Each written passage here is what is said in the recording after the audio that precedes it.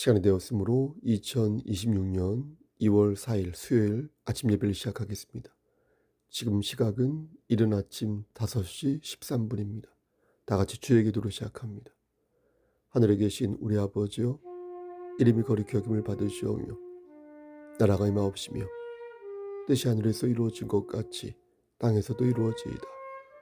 오늘 우리에게 일용할 양식을 주시옵고 우리가 우리에게 죄진 자를 사하여 준 것 같이 우리의 죄를 사하여 주시옵고 우리를 시험에 들게 하지 마시옵고 다만 악에서 구하옵소서.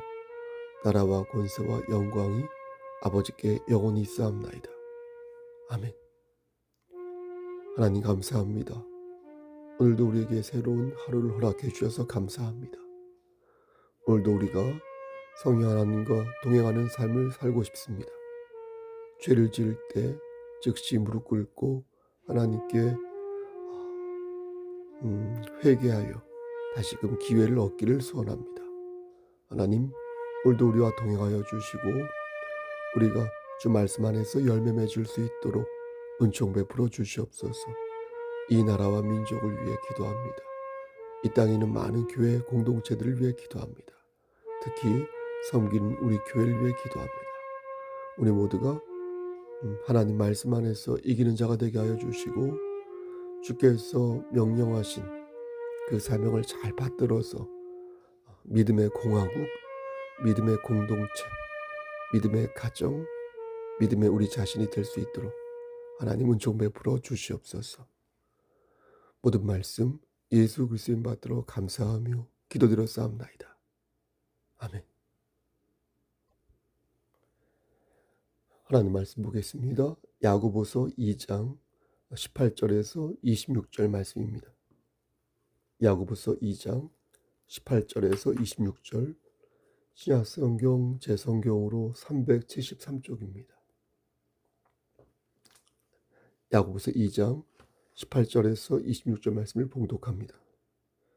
어떤 사람은 말하기를 너는 믿음이 있고 나는 행함이 있으니 행함이 없는 내 믿음을 내게 보이라. 나는 행함으로 내 믿음을 너에게 보이리라 하리라. 네가 하나님은 한 분이신 줄을 믿느냐? 잘하는도다. 귀신들도 믿고 떠느니라. 아, 허탄한 사람아, 행함이 없는 믿음이 헛것인 줄을 알고자 하느냐? 우리 조상 아브라함이 그 아들 이삭을 제단에 바칠 때에 행함으로 의롭다 하심을 받은 것이 아니냐? 네가 보거니와 믿음이 그의 행함과 함께 일하고 행함으로 믿음이 온전하게 되었느니라. 이에 성경에 이른바 아브라함이 하나님을 믿으니 이것을 의로 여기셨다는 말씀이 이루어졌고 그는 하나님의 벗이라 칭함을 받았나니 이로 보건대 사람이 행함으로 의롭다 하심을 받고 믿음으로만은 아니니라. 또 이와 같이 기생 라합이 사자들을 접대하여 다른 길로 나가게 할 때에 행함으로 의롭다 하심을 받은 것이 아니냐. 26절 영혼 없는 몸이 죽은 것 같이 행함이 없는 믿음은 죽은 것이니라. 아멘. 하나님, 이 말씀을 들어 사용하여 주시옵소서. 예수님의 이름으로 기도드렸습니다. 아멘. 여러분, 사랑과 우정 중에서 하나를 선택하라고 한다면 무엇을 선택하시겠습니까? 아마 사랑한 사람이 있어도 오랫동안 함께했던 친구를 포기하기는 힘들 것입니다. 하지만 결혼한 사람이라면 얘기가 달라집니다. 친구를 선택해야 할까, 남편 혹은 아내를 선택해야 할까 물을 때 여기에는 어떠한 고민이 있어서는 아니 되는 것입니다. 왜냐하면 여기에는 가족이라는 끈끈한 매개가 있어서 가족 구성원으로서 부여된 책임의식과 고결한 가치가 있기 때문입니다. 하나님의 일도 가정의 일과 연결됩니다. 하나님께서 여섯째 날에 아담과 하와를 만드시고 그들에게 복을 주시며 말씀하시되 뭐라고 말씀하셨습니까? 생육하고 번성하여 땅에 충만하라. 땅을 정복하라. 바다의 물고기와 하늘의 새와 땅에 움직이는 모든 생물을 다스리라. 이렇게 말씀하셨는데 이 말씀을 여러분 가만히 묵상해 보십시오. 하나님께서 가정을 세우신 후에 창조 명령을 내리셨음을 봅니다. 생육하고 번성하여 땅에 충만하라. 이렇게 말씀하신 후에 땅을 정복하고 다스리라고 말씀하신 것으로 보아 최소한 가정의 일이 하나님의 일과 연결되어 있다는 것을 부인할 수 없는 것입니다. 여기서 생육하고 번성해야 한다는 말씀의 의미는 단순히 번식하라는 말이 아니라 가족을 인격적으로 대하며 서로의 짐을 함께 지라는 것이니, 이는 하나님께서 우리에게 가족이 갖는 숭고한 의미를 처음부터 가르쳐 주신 것이라 하겠습니다. 아담은 이러한 하나님의 말씀을 받아 가족에 대한 자신의 느낌을 잘 표현한 적이 있는데요. 그 말씀이 바로 창세기 2장 23절 말씀이 되겠습니다. 이는 내 뼈 중에 뼈요 살 중에 살이라. 아담의 이러한 고백에서 하와를 향한 진심과 기쁨을 보는 것입니다. 그러므로 가정사역이 목회사역과 긴밀하게 연결되어 있는 것은 자연스럽다. 물론 각자의 상황에 따라 좀 다르게 적용해야 하는 부분도 혹은 이해해야 하는 부분도 있겠죠. 하지만 일반적으로 볼 때 가정사역과 목회사역은 긴밀히 연동되어 있으니 사역의 본질 차원에서 다르지 않은 것입니다. 더욱이 개신교 목사는 저 카톨릭 사제와 달리 가족이 있으니 그 가정사역과 목회사역을 이렇게 무자르듯 나눌 수 없으며, 이는 하나님의 창조 명령과 그 원리에 입각하여 볼 때 응당 그래야 하는 것이 맞는 것입니다. 여러분, 목회자뿐만이 아닙니다. 개혁주의 신앙을 따르는 여러분들도, 우리는 예수 그리스도 안에서 만인 제사장주의를 표방하고 있지 않습니까? 그러니까 그리스도 예수 안에서 여러분들도 제사장이고 저도 제사장인 것입니다. 우리가 하나님 나라를 추구할 때 하나님의 일과 사람의 일은 구분되지 않으니 하늘의 신령한 것을 추구할수록 우리의 삶 또한 신령한 삶이 될 수 있는 것입니다. 물론 완벽하진 않겠죠. 어떻게 완벽할 수 있겠습니까? 온전하지도 못할 때가 많습니다. 넘어지고 자빠지면서, 그러나 우리는 거기서 성화되는 것이고 주께서 정하신 어느 때에 영화되어 하나님을 만나게 될 것이니, 그러므로 우리는 가정과 교회를 분리해서 이해하지 말고 가정에서 배운 것을 교회에서 실천하고 교회에서 배운 것을 가정에서 실현하여 상호 보완할 때 우리 주께서 주신 평강을 더 깊고 은은하게 발휘하며 살 수 있을 것입니다. 이러한 삶이 믿음을 가진 자의 삶이니 우리는 안팎으로 더욱 하나님을 의지하며 살아야 할 것입니다. 오늘 본문도 이와 연계됩니다. 어떤 게 참된 믿음인가 물을 때 우린 살아있는 믿음을 가지고 있어야 할 것이니, 죽은 믿음을 가지고 산다면 그건 헛수고라는 것입니다. 예전에 영상으로 어미 치타가 죽은 새끼가 죽었는데요, 계속해서 핥고 어르는 것을 보았습니다. 그게 애잔하고 참 안타까워 보이면서도 그 상황 판단을 못하는 그 치타가 어떻게 볼 때 좀 바보 같아 보이기도 했습니다. 우리가 헛된 믿음을 품고 죽은 것을 연신 핥고 어르는 삶을 만약 산다면 그것처럼 안타까운 모습도 없을 것이니, 그것은 상황 판단이 잘 안 되어서 내 등에 업힌 믿음이 살았는지 죽었는지 모르면서 사는 것과 같다 하겠습니다. 여러분, 이게 얼마나 고약한 일입니까? 나의 믿음이 죽었어요. 그런데 연신 것을 핥고 있어요. 어르고 있어요. 여러분, 얼마나 안타까운 일입니까? 그래서 하나님 앞에 서는 날까지 그것을 모르고 살다가 하나님 앞에 설 때 비로소 내 믿음이 죽었었네 라고 그것을 알게 된다면 그것처럼 황당하고 당혹스러운 일이 또 어디 있겠습니까? 그러므로 우리는 우리의 믿음을 정기검진을 받듯 여러 방면에서 체크할 필요가 있습니다. 주의 종을 통하여, 저 같은 사람을 통하여 하나님 말씀을 듣는 것도 그러한 일환인 것이고, 하나님께 무릎을 꿇고 기도하며 하나님의 동행하심을 느끼는 것도 그러한 일환인 것이며, 하나님의 성우를 찬양하면서 계속 하나님 찬송을 부르는 거예요. 예? 성가를 부르는 거예요. 그러면 자신의 삶을 찬양으로 이렇게 데피는 겁니다. 혹은 데코레이션 하는 겁니다. 그런 것도 자신의 믿음을 반듯하게 세워가는 일환이 되는 것입니다. 그러므로 참된 믿음인지 아닌지 보고자 한다면 우리 자신에게 두 가지를 물으면 될 것입니다. 하나는 내가 예수 그리스도의 은혜를 의지하고 있는가? 또 하나는 내가 예수 그리스도의 향기를 바라며 살고 있는가? 이 두 가지를 물으면 되겠습니다.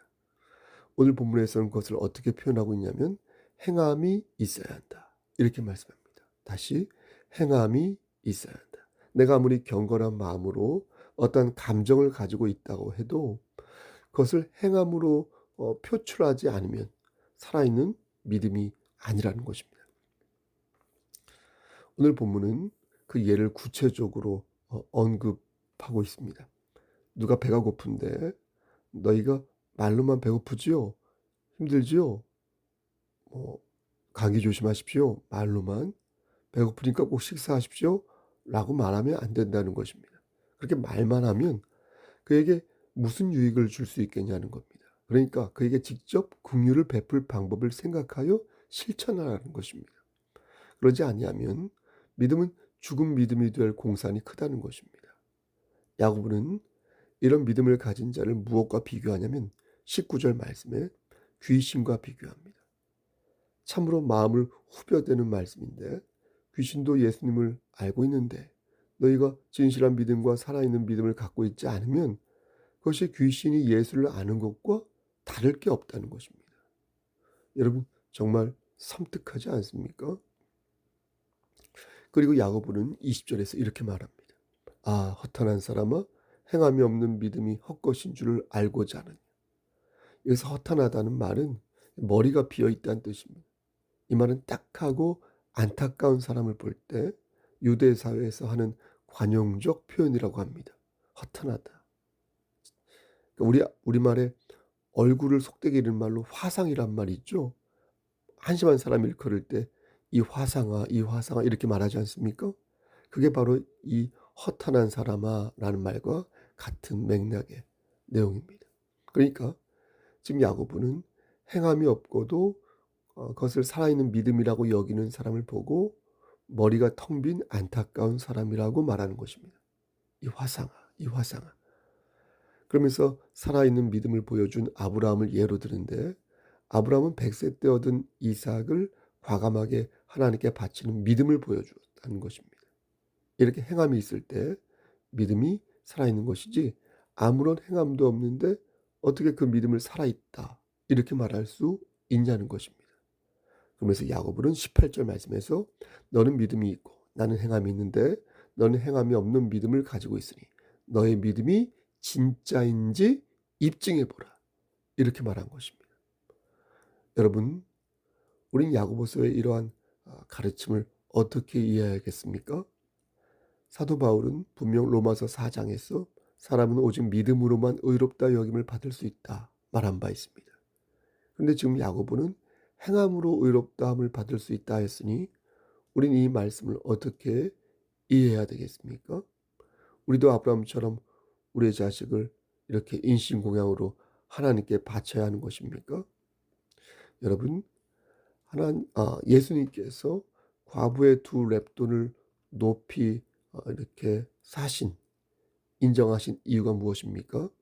그 이유는 과부가 두 렙돈을 드렸기 때문에 그런 것이 아닙니다. 예수님께서 주목하여 보신 것은 과부의 마음이었지 과부의 두 렙돈 자체가 아니었습니다. 예수님의 발에 300데나리온의 향유를 부은 여인도 마찬가지입니다.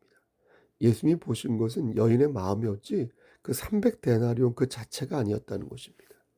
중요한 것은 지금 내 믿음의 수치대로 내가 행동하고 있느냐 하는 점입니다. 내 믿음의 수치가 100이에요. 근데 정작 행동은 10도 안 되게 행동. 내 믿음의 질이 진실이라 말해놓고서 정작 행동은 거짓되게 행동한다면 과연 그것을 살아있는 믿음이라고 말할 수 있을까요? 창세기 22장 5절 말씀을 보면 아브라함이 아들 이삭을 바치기 전 자신의 종들에게 말하는 대목이 나오는데 제가 여러 번 말씀드렸죠. 우린 여기서 살아있는 믿음이 무엇인지 명확히 알 수 있습니다. 아브라함은 종들에게 이렇게 말합니다. 내가 아이와 함께 저기 가서 예배하고 우리가 그러니까 나와 내 아들 이삭이 너희에게로 돌아오리라. 이렇게 말씀합니다. 우리가 돌아오겠다. 여러분, 아브라함은 아들 이삭이 죽어도 하나님께서 이삭을 다시 살리실 것이라고 믿었던 것입니다. 이렇게 하나님이 나를 사랑하시고 나에게 주신 약속이 이루어질 것이라는, 약속을 이루실 것이라는 믿음.